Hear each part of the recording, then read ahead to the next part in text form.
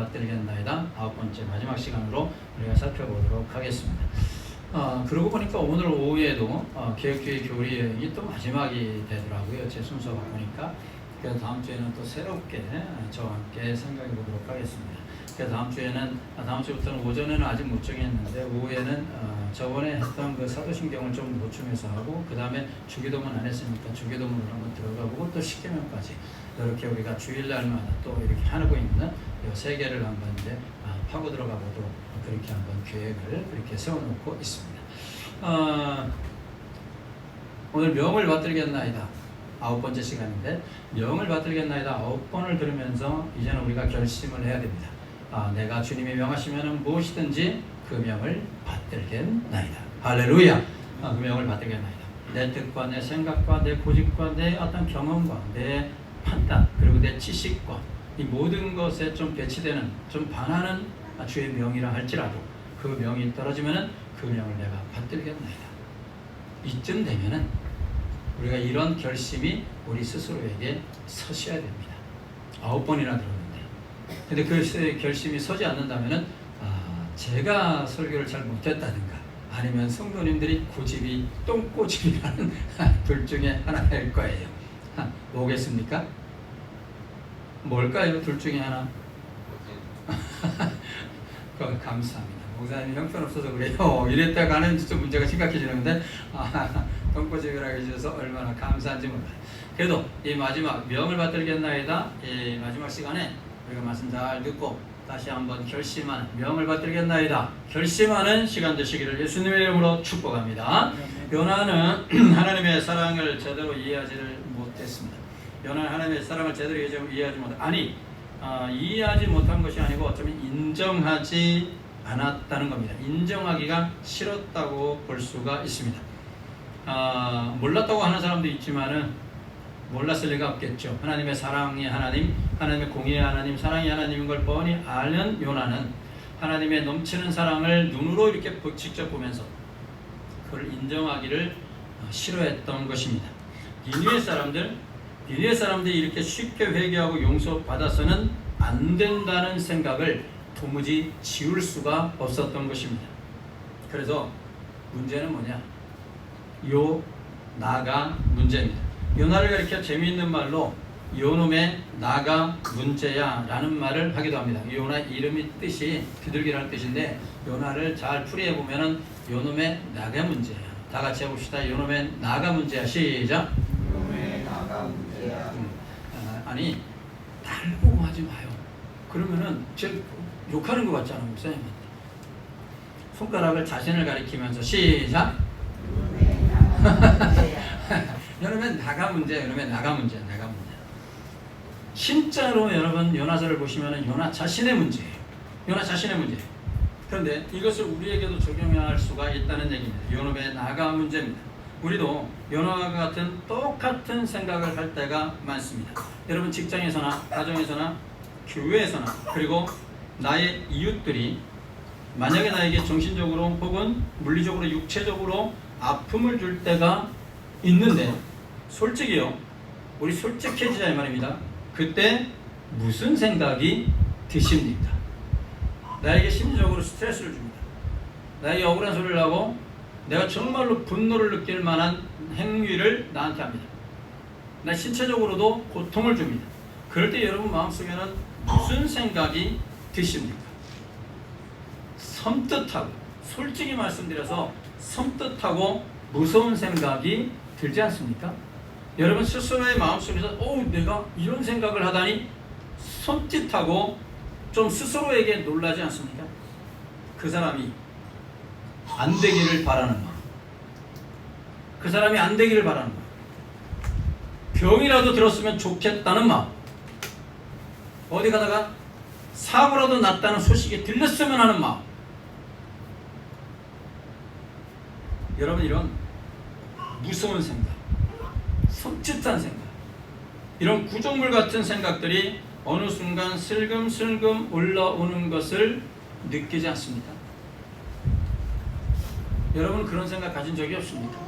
나에게 정말로 잘못하는 사람들, 어디 가서 무슨 일 좀 당했으면 좋겠는데, 이런 아주 더러운 생각들, 이런 끔찍한 생각들, 이런 생각들이 올라온 적은 없습니다.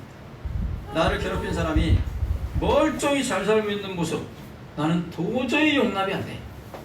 나를 괴롭히는 사람인데 저 사람 내가 아무리 봐도 하나님 말씀대로 살지 못하는데 왜 저렇게 멀쩡하지? 저 멀쩡한 사람 나 용납할 수가 없어. 그래서 우리는 우리의 연약함을 인정하고 성령의 도우심을 구해야 합니다. 우리에게 필요한 것은 바로 성령의 충만함입니다. 성령을 날마다 구하고 그래서 성령 충만한 삶을 살아야 이런 무섭고 어떤 면에서 보면 구정물 같은 생각들이 떠오르지가 않게 되는 것입니다. 사람이니까 떠오른다고요? 아니죠. 성령이 충만하면 그렇지 않습니다. 성령이 충만하면 우리에게서 성령의 열매가 나타나지 그런 구정물 같은 생각들은 사라지게 됩니다. 우리의 생각이 성령이 충만함으로 인해서 근본적으로 바뀌게 되기 때문에 그렇습니다. 성령이 충만하지 않으면 모든 것을 나의 잣대로 재고 해석하고 판단하게 되어 심각한 죄에 빠지게 되는 것입니다. 성령 안에서 살 때 생각이 변하고 생각이 변하면 아무리 나와 다른 사람도 소중한 존재라고 생각하게 되고 나의 행복이 소중하다면 그 사람의 행복도 다른 사람의 행복도 소중하다고 생각하게 되는 것입니다. 사실 니느웨 사람들 이스라엘을 비롯해서 주변 나라 사람들에게 얼마나 나쁜 짓을 많이 했는지 모릅니다. 사람을 얼마나 많이 죽였는지 모릅니다. 그래서 나라를 망하게 하고 부족을 망하게 하고 그래서 그 나라의 모든 것을 빼앗아간 그래서 니느웨 성이라는 그 난공불락의 성을 세웠던 것입니다. 그래서 그 니느웨 성을 피해 도성이라는 말로 나홈서에서는 기록하고 있어요. 피해 도성이에요. 다른 나라 사람들을 죽이고 세운 도성이에요. 죽이고. 다른 사람들을 찾아가서 목을 잘라 죽이기도 하고 심지어 불에 태워 죽이기도 했습니다. 요나는 이런 악한 일을 많이 한 니느웨 백성이 자기 설교를 듣고 회개한 것이 기쁘지를 않았어요. 자기 설교를 듣고 회개했으면 기뻐야 되는데 기쁨이 없어요. 기뻐하지 않았어요. 이런 자들이 쉽게 용서를 받는 것 이해가 되지 않았어요. 오랫동안 고통을 받으면서 비참하게 죽어야 할 사람들이라고 요나는 생각했던 것입니다. 어쩌면 그런 기대를 갖고 있었을지도 모릅니다. 니느웨 백성의 회개가 위선적이기를 바랬을지 모릅니다. 그래서 40일 후에 회개하지 않으면 40일 후에 멸망한다고 했잖아요. 이것이 하나님의 말씀이었잖아요. 그래서 40일 후에 이 니느웨 백성이 멸망하는지 한번 지켜보기 위해서 하루 복음 전하고 하루 말씀 전하고 바로 성 동쪽으로 올라가지 않습니까? 성 동쪽에 올라가 가지고서 언덕바지 위에서 자리를 딱 펴고 앉아서 니느웨 성을 바라보지 않습니까? 정말로 40일 동안 이 성이 망하는가 안 망하는가? 아직도 요나는 그런 생각을 가지고 있기 때문에 죄를 지은 자는 망해야 돼. 죄를 지으면 반드시 벌을 받아야 돼. 이것이 요나 스스로 생각했던, 누구도 인정을 안 해주는 요나 스스로 생각했던 요나만의 정의감이라고도 볼 수 있습니다. 요나 스스로는 정의감에 불타오르는 거죠. 죄를 지으면 망해야지. 죄를 지으면 벌을 받아야지. 죄를 지은 사람이 어떻게 쉽게 용서받아서 멸망을 면제받을 수 있는가? 안 돼! 여러분, 이것이 바로 요나가 가지고 있었던 생각, 즉 정의감이라는 세계관이었습니다. 요나는 자기가 가지고 있던 생각, 세계관이 올바른 정의감이라고 스스로가 생각을 했어요. 그래서 요놈의 나가 문제라는 것입니다. 요나는 하나님의 말씀을 전할 때 이미 감이 딱 왔습니다. 감이 딱 왔어요. 감이 딱 왔으나 인정하기 싫었던 것입니다. 그래서 우리가 두 번째 타이틀로 배울 수 있는 게, 볼 수 있는 게 뭐라고요? 한번 읽어봅시다. 시작! 감이 딱 왔으나 인정하기 싫습니다. 감이 딱 왔으나 인정하기 싫었습니다. 요나는 성령에 붙들려 불을 내뿜는 설교자로서 사명을 감당했습니다. 그리고 요나의 설교를 듣고 왕에서부터 짐승에 이르기까지 죄를 뒤집어 쓰고 회개하는, 금식하며 회개하는 회개운동을 직접 요나는 목격했습니다. 아마도 요나는 말씀을 전할 때 이미 탁 감지했을 겁니다. 감이 왔을 겁니다. 아, 내 생각과는 틀리구나. 내 생각과는 다르다. 이제 끝난다. 이제 끝난다. 하나님이 이들을 용서하시구나. 끝났네. 하나님께서 이들을 용서하시기로 작정하지 않으셨다면 자신이 전하는 말씀에 이처럼 권세가 임하지 않았을 것이고, 아마도 니느웨 백성들이 자신이 전하는 말씀을 듣고 다 시큰둥했을 겁니다. 그런데 성령이 자신을 붙들고 말씀을 전하게 되니 말씀 속에 불이 나가고, 말씀을 듣는 청중들이, 말씀을 듣는 니느웨 백성들이 그 말씀을 듣고 그 말씀에 찔려서 엎드려지고 회개하는 역사가 일어났다는 겁니다. 설교자는요, 이때 이 니느웨 이 요나가 감을 잡지 않았겠습니까? 설교자는 설교할 때 감이 옵니다. 누가 은혜 받고 누가 은혜 받지 못하는지, 오늘 말씀에 성령의 불같은 역사가 임하는구나, 감이 온다는 말이 좀 그렇지만은 설교자는요 감이 옵니다.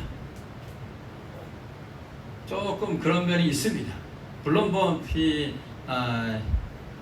오랜 시간 특별히 이렇게 설교단에 서서 설교를 하시는 분들은 이렇게 좀 감이 와요. 물론 좀 미안한 소리지만 이 목사님 이렇게 초보들은 그런 거 잘 모르겠지만은 저같이 오랫동안 한 분들은 이 감이 옵니다. 성도님들 누가 은혜 받고 누가 은혜 받지 못하는지 지금 저분은 꽉 닫고 있구나, 저분은 내가 쳐다보면 안 되겠다, 쳐다보면 나까지 힘들어진다 설교하면서 그런 약간의 그런 게 좀 생깁니다. 그리고 약간의 여유도 있고, 그래서 성도님들이 은혜 받는지 은혜 받지 못하는지 이렇게 측정을 하기도 합니다. 외부에 나가서 설교할 때도 마찬가지예요. 외부에 나가서 설교할 때 만약에 대부분은 성령의 강력한 역사가 임합니다. 그런데 정말로 기도로 준비되지 않은 그러한 교회는 제가 아무리 말씀을 전해도요, 이 완전히 벽에 부딪히는 것 같아요. 그런 데가 있어요. 그러면은 제가 느끼고 바로 설교를 좀 줄입니다. 원래 시간보다 좀 줄여요. 왜냐하면 성도님들에게도 곤욕이고 설교자도 곤욕이기 때문에. 근데 설교자는 이렇게 좀 감이 오는 그런 게 있어요. 요나도 마찬가지예요. 요나도 하나님의 말씀을 전할 때 딱 알았어요. 감이 딱 왔어요. 니느웨 백성을 용서하셨구나, 이거예요. 니느웨 백성을 용서하셨구나. 이들이 이제는 살겠구나. 그래서 이 문제는 하나님께서 용서하셨고 하나님께서 살리셨는데, 문제는 뭐냐면은 요놈의 내가 문제예요. 요나는 하나님의 역사하심, 하나님의 용서하심을 인정하기 싫었다는 것입니다. 여전히 그들의 눈물이 위선의 눈물이길 원했고, 여전히 그들의 눈물이 악어의 눈물이 되기를 바랬다는 거예요. 악어의 눈물 아시죠? 악어는 입안에 그 수분을 보충함으로써 먹이를 쉽게 삼키기 위해서 먹잇감을 잡아먹을 때 침샘과 눈물샘이 뒤섞여 가지고서 눈물과 함께 흘린다고 합니다. 침샘이 눈물과 함께 나온다는 거예요. 이때 눈물을 흘리는 그 악어의 모습을 알떡 보면은요, 마치 잡아먹히는 동물이 불쌍해 가지고서 눈물을 흘리는 것처럼 보이는 데서 유래한 말이에요. 악어의 눈물. 요나는 니느웨 백성의 눈물의 회개가 바로 악어의 눈물이 되기를 바랬다는 것입니다. 위선적이기를 원했다는 겁니다.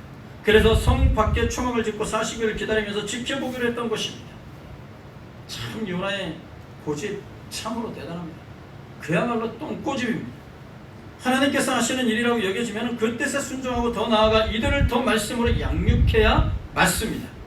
복음을 전해서 이들이 회개하기 시작했으면 하나님의 능력임을 깨닫고 하나님께서 이들을 용서하시고 이들을 살리기로 작정하셨구나, 이거를 딱 알았으면 선지자니까 백성 가운데로 더 들어가서 하나님의 위대하심을 더 알려드리고 하나님이 어떤 분이신지 저들에게 소개하고, 여러분 이것이 바로 명을 받드는 자세 아니겠습니까? 그런데 명백하게 하나님께서 회개의 영을 부어주시고 명백하게 이들을 용서하셨는데도 자신의 고집을 꺾지 않고 자신의 정의감에 사로잡혀 이들이 망하기를 바라는 모습, 자신의 사명을 그야말로 까먹은 선지자의 모습을 보게 됩니다. 나아가 문제가 되지 않도록 나의 생각과 나의 정의감은 내려놓으셔야 됩니다. 나의 정의감과 나의 생각, 나의 이성, 그걸 내려놓고 하나님의 뜻이 보이면은 그 뜻을 받드는 성도들이 되시기를 예수님의 이름으로 축복합니다. 자신의 생각과 맞지 않다고 해서 명을 거부하는 모습은 여러분 사명자의 모습이 아닙니다. 내 생각은 여기까지인데 주님, 내가 주님을 섬길 수 있는 바운더리는 여기까지인데 주님 그 이상을 요구하시다니요? 안 됩니다. 이건 명을 받드는 자세가 아닙니다. 내 생각과 내 감정과 내 정의감과 내 판단을 다 내려놓고 하나님의 뜻을 받드는, 명을 받드는 성도들이 되시기를 예수님의 이름으로 축복합니다. 정의감보다 더 중요한 건 뭐냐면 바로 사랑이라는 겁니다. 하나님께서 요나에게 말씀하셨습니다. 4절 끝에 가서 보시면 너의 속냄이 어찌 합당하냐? 니네의 백성이 회개하고 하나님께 돌아오는 모습이 얼마나 아름다운 모습이냐? 나는 기쁜데 왜 너는 기뻐하지 않고 오히려 성을 내느냐? 왜 화를 내느냐? 라는 얘기죠. 여러분, 이와 비슷한 스토리가 성경에 있습니다. 아버지는 기쁜데 큰아들은 기뻐하지 않아요. 이 스토리 있죠? 그죠? 탕자의 비유라는 스토리를 우리는 알고 있습니다. 누가복음 15장에 이 얘기가 나오는데 둘째 아들이 나가가지고서 온갖 고생을 당하죠. 온갖 고생을 당합니다. 아버지의 명을 받들고 아버지의 명 속에서 살면은 오죽이나 행복했습니까? 아버지의 명을 거부하고 아버지의 위치, 신분을 다 거부하고 아버지가 주신 위치, 아버지가 주신 신분을 다 거부하고 이 둘째 아들이 밖으로 돌아가지 않았습니까? 밖으로 막 돌아가지고서 결국 거짓골을 면만하고 결국에는 다시 아버지 집으로 돌아오지 않습니까? 아버지로 돌아오자 아버지는 이 아들이 돌아왔음을 알고 이 돌아온 그 자체로 기쁨을 감고 기뻐해서 모든 마을 사람들을 모아가지고서 잔치를 벌입니다. 오늘날을 보면은 그냥 엄청난 잔치를 벌였겠죠. 각종 출장 뷔페를 부른다든가 이래가지고 집안에서 막 잔치를 납니다. 너무너무 좋습니다. 너무너무 좋습니다. 아니 밖에서 일을 하던 큰아들이 이게 무슨 소리야, 우리 집에서 무슨 소리가 나네, 저 무슨 소리일까, 가까이 가서 가보니까 종들이 분주합니다. 그 종 하나를 불러가지고 야 무슨 일이야, 당신의 동생이 죽었다가 돌아왔습니다. 당신의 동생이 집을 나갔다가 돌아왔습니다. 그래서 아버지가 너무너무 좋아가지고서 그 아들의 신분을 회복시키고 온 사람들, 마을 사람들을 불러서 잔치를 벌입니다. 그때 이 큰아들이 뭐라고 합니까? 이 큰아들이 아버지한테 하는 말을 들어보십시오. 아버지한테 하는 말이 그가 놓아여 들어가고자 하지 아니하거늘 아버지가 나와서 권한대. 그래서 아버지한테 얘기합니다. 아버지께 대답하여 이르되 내가 여호와의 아버지를 섬겨 명을 어김이 없거늘 내게는 염소 새끼라도 주어 나와 내 것으로 즐기게 하신 일이 없더니. 지금 아버지는 기뻐하고 있는데 이 큰아들은 지금 노하여 그랬어요. 노하여. 그러면서 아버지한테 얘기하는 겁니다. 이 나가서 돈 흥청망청 다 써버린 동생 이름을 왜 용서하십니까? 나는 아버지의 명을 어긴 적이 없고 나는 지금까지 아버지 말이 아버지 말이라면 전부 다 예스했는데 왜 나를 위해서는 염소새끼 한 마리도 잡아가지고서 내 친구와 나눠 먹지 못하게 해놓고 동생 살아 들어왔다고 이 동생을 위해서 이 엄청난 송아지를 소를 잡습니까? 한마디로 그 얘기한 겁니다. 그러면서 화 딱지가 나는 거예요. 분노하는 거예요. 분노. 이 큰아들이 갖고 있던 정의감은 뭡니까? 이 큰아들이 갖고 있던 생각은 뭡니까? 아버지 재산 갖고 나가서 엄청나게 다 써버린 동생은 그만한 벌을 받아야 된다는 게 이 큰아들의 정의감이에요. 이 큰아들의 생각이에요. 근데 아버지는 아니잖아요. 살아온 것만 해도 감사하다. 살아온 것만 해도 고맙다는 거예요. 나가서 돈을 다 벌었다 할지라도 그 돈이야 벌면 되는 거 아닌가? 아버지의 생각은 거기에 있었습니다. 이 아들이 아무런 연고 없이 집에 돌아온 그 자체로서 아버지는 기뻤던 거예요. 니느웨 백성들이 아무리 약하다 할지라도 그들이 하나님의 말씀을 듣고 회개한 것 그 자체가 하나님은 기쁘신 거예요. 근데 니느웨 회개를 보고서 요나가 화난 이유는 뭡니까? 요나도 이 큰아들처럼 그 정의감이 일치하는 거예요. 정의감이 똑같은 거예요. 죄진 놈은 망해요. 죄진 놈은 하나님의 벌을 받아요. 하나님은 요나의 정의감에서 나온 생각보다 더 중요한 것이 무엇인지를 알려주셨습니다. 그것은 바로 사랑입니다. 아주 심플하게 우리가 말을 해서 하나님께서 만약에 하나님 자신의 정의에 의해서 우리를 대하셨다면, 하나님의 정의감에 의해서 우리를 대하셨다면, 하나님께서도 하나님만이 가지고 계신 정의감에 의해서 우리를 대하셨다면, 여러분 우리 중에 솔직히 구원받을 수 있는 사람이 누가 있겠습니까? 그러지 않겠습니까? 죄 지은 놈은 망해야 돼. 이 원리를 가지고 우리에게 적용을 시켰다면 저와 여러분 중에 누가 여기에 과연 앉아있을 수가 있겠냐라는 얘기. 아무도 구원받을 수 없습니다. 아무도 구원받을 수 없습니다. 하나님은 하나님의 정의, 하나님의 공의보다 그 위에 뭐를 두셨냐면 사랑을 두셨다는 것입니다. 할렐루야. 이 하나님의 사랑, 그리고 이 하나님의 사랑을 구체적으로 아주 시각적으로 요나에게 가르쳐 주셨습니다. 요나가 말로 해서는 잘 말을 안 듣는 것 같아요. 그래서 시각적으로 보여주는 것이 시각적으로. 오늘날에도 마찬가지. 시각적으로 어린이들한테는 이 시청각 설교가 굉장히 잘 먹혀 들어가지 않습니까? 제가 어린이 애들 설교할 때도 한참 어린이 부흥사로 막 돌아다닐 때 어린이 시청각 자료를 좀 많이 사용했어요. 놀이터 같은 데 가서, 지금은 놀이터에 애들도 없지만은 지금은 뭐 놀이터 가서 제가 전도한다면 전부 다 신고 들어갈 거예요. 이제는 신고 들어갑니다. 납치범이라고 막 신고 들어가요. 요즘은 그런 세상이 돼버렸는데, 제가 전사로 사역할 때는 뭐 놀이터 같은 데 가면 애들이 바글바글했어요. 뭐 거기 가서 융판 들고 이렇게 설교하고 막 그런 적이 몇 번 있는데, 그때 이제 시청각 자료를 많이 사용하죠. 시청각 자료. 눈에 보이는 거. 그러면 아이들이 쫙 집중하지 않습니까? 집중하죠.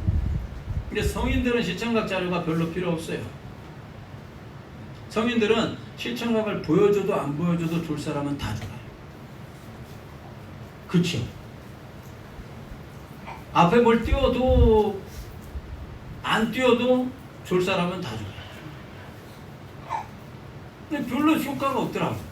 그래도 이제 좀 가끔 눈 감고 있다가 여기 보세요 하면은 뜰까봐 그래도 이제 글자라도 준비를 하는 거예요. 가끔 가다가 사진도 준비하고. 이 시청각, 아마도 요나가 이 말로 하니까 얘가 지금까지 내가 계속 해왔는데, 그러니까 쉽게 말해서 요나서 1장, 2장, 3장을 들으면서 계속 해왔는데, 얘가 왜 여태까지 왜 여태까지 그 고집과 아집으로 가득 차있지? 안 되겠다. 시청각 자료를 동원하자 해가지고서 우리 하나님께서 시청각 자료를 요나에게 보여주십니다. 그 시청각 자료 3개가 제가 등장했어요. 시청각 자료가 뭘까요? 여러분이 한번 맞춰보십시오. 무슨 시청각 자료를 보여주는 걸까요? 첫째, 방랑쿨. 둘째, 뭐라고요? 그러니까 방랑쿨. 그리고 또 벌레, 또 햇볕. 그렇죠. 뜨거운 동풍. 뜨거운 동풍. 이 3가지를 동원하셨습니다.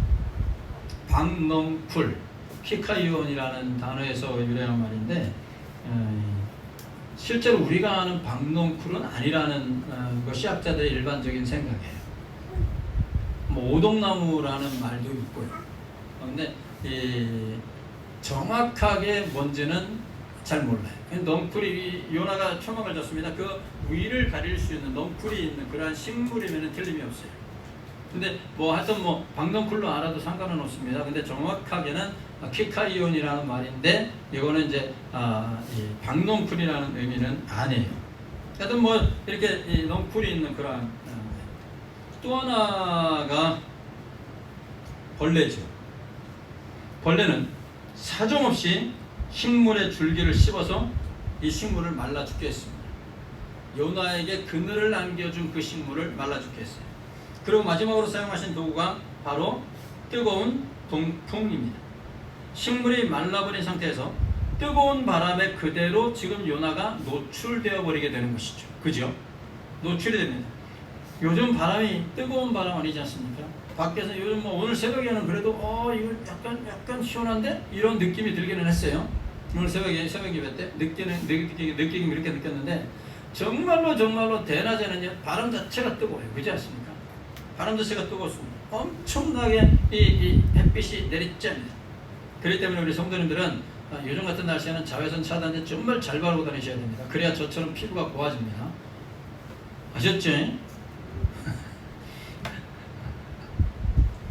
피부가 고와지려면 이게 잘 바르고 다니셔야 돼요. 물도 자주 마시고. 이쯤 되자, 자, 하나님께서 이 3가지를 동원하셔서 방랑쿨 줬다가 벌레로 씹었다가 뜨거운 동풍을, 이쯤 되니까 요나가 이제 완전히 폭발해버립니다. 분노가 완전히 폭발해버립니다. 너무 화가 나가지고서 차라리 죽여주십시오. 여러분, 벌써 4장에서요 요나가 2번이나 죽기를 구하고 있습니다. 얼마나 안타까운 말인지 몰라요. 선지자가 하지 말아야 할 기도를 하지 말아야 될 기도를 지금 하고 있습니다.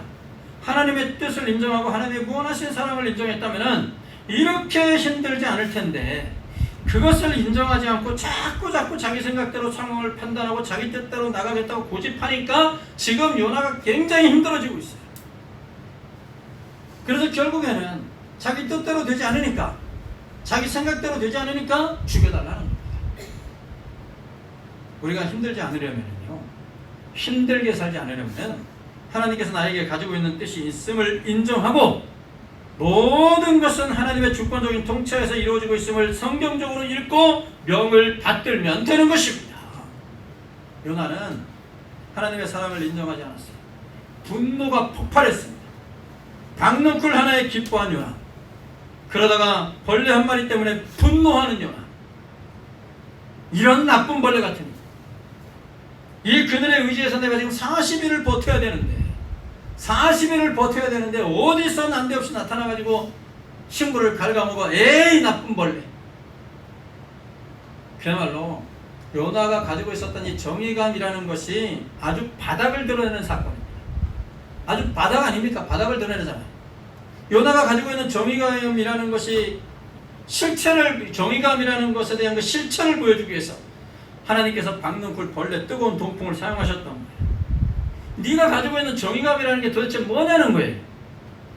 요나는 조금 전에 무엇으로 화를 냈습니까? 자신이 가지고 있던 정의감에서 화를 냈어요. 악한 자들은 쉽게 용서받으면 안 돼. 근데 불과 몇 시간이 지나지 않아서 벌레 한 마리에게 이전에 분노하는 비교도 안 되는 분노를 쏟아 붓고 있는 겁니다. 자기가 불편하다는 거죠.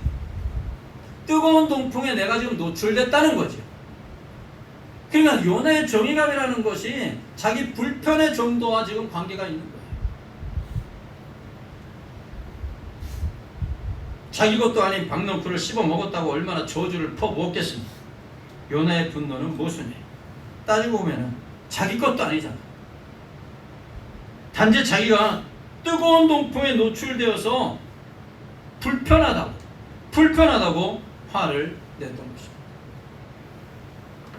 하나님께서 요나에게 말씀하셨죠. 오늘 10절 11절 우리 같이 한번 읽어보도록 하겠습니다. 10절 11절 우리 같이 읽습니다. 시작. 여호와께서 이르시되 내가 수고도 아니하였고 재배도 아니하였고 하룻밤에 났다가 하룻밤에 말라버린 이 박넝쿨을 아꼈거든. 하물며 이 큰 성읍 니느웨에는 좌우를 분별하지 못하는 자가 12만여 명이요 가축도 많이 있나니 내가 어찌 아끼지 아니하겠느냐 하시니라. 요나는 자기 것도 아닌 식물을 벌레가 씹어 먹었다고 불같이 화를 냈습니다. 요나는 하룻밤에 났다가 하룻밤에 사라져버리는 풀도 그렇게 아꼈습니다. 그렇다면은 하나님의 사랑을 이해해야죠. 하나님은 어떻습니까? 풀과는 비교할 수 없는 소중한 존재가 사람들 아닙니까? 하나님은 아수르의 악인을, 아수르의 수도가 니느웨니까 아수르의 악인을 사랑하셨습니다. 요나는 이 하나님의 사랑을 깨달아야 했다는 겁니다. 그러나 요나는 끝까지 끝없는 편견에 사로잡혀 있었던 것입니다. 요나는 하나님은 이스라엘만 사랑해. 이스라엘 외에는 다 망해도 좋아. 이런 편견을 가지고 있었습니다. 바로 이 요나는 이 편견을 깨고 하나님의 사랑을 받아들이고 더 명을 받드는 삶으로 나아가야 했습니다. 하나님은 좌우를 분별치 못하는 어린아이만 니느웨에는 12만 명이었다. 좌우를 분별치 못하는 니느웨에는 옳고 그른 것은 고사하고 오른쪽 왼쪽도 모르는 어린아이들만 12만여 명이 있다. 이 불쌍한 사람들을 하나님은 사랑하셨던 것입니다. 너는 이 박넝쿨 하나도 아끼는데 나는 내가 그토록 망하기를 바라는 사람들, 어린아이들, 이들이 너무나 소중한 사람들이다. 우리 하나님은 그걸 가르쳐 주셨던 하나님의 무한하신 사랑, 하나님의 넓고 위대하신 사랑을 이해하고 믿음으로 받아들일 수 있도록 기도해야 합니다. 그렇지 않으면 우리도 역시 쉽게 말해서 남 잘되는 꼴을 못 봅니다. 남 잘되는 꼴을 못 봅니다. 목사님, 그것이 인지상정 아닙니까? 사람이 다 그렇지요? 아니죠. 우리는 달라야죠. 주님께서는 우리에게 그런 명을 내리신 적이 없어요. 성령의 열매를 맺으라고 하셨지 남 잘되는 꼴을 보지 말아라 이런 명을 내리신 적 없습니다. 이런 구조물 같은 생각들 우리는 없애버리려면 하나님의 위대한 사랑을 이해하셔야 됩니다. 그렇게 되면 우리가 하나님이 주신 명을 받드는 인생을 살아갈 수가 있습니다. 사랑하시는 성도 여러분, 하나님이 주신 명을 받드시기를 바랍니다. 나의 고집대로 가지 말고 나의 생각대로 제발 가지 말고 나의 생각대로 나의 고집대로 가면 시간 낭비, 돈 낭비 다 없어지는 겁니다. 모든 상황을 성경적으로 읽고 하나님의 뜻이라면 하나님의 명이라는 것이 딱 오면 그 명에 온전히 순종하고 우리 일생 동안에 명을 받드는 우리 성도님들이 되시기를 예수님의 이름으로 축원합니다.